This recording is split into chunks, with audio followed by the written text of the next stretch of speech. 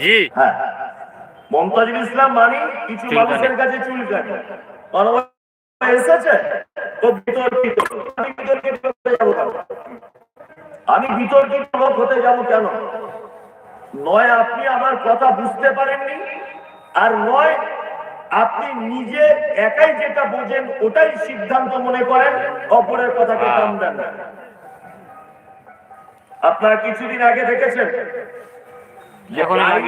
মোহাম্মদ নিয়ে সারা ভারতবর্ষে একটা তোলপাড় চলছিল।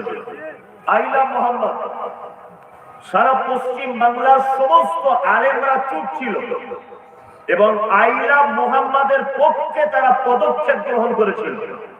আমি পশ্চিম বাংলার একা এ কথা বলেছিলাম যে আইলা মোহাম্মদ লিখে যারা বাড়াবাড়ি করছে আর যারা নবীর প্রেম প্রকাশ করতে চাইছে এরা একদমই ভালো কাজ কেউ করছে না।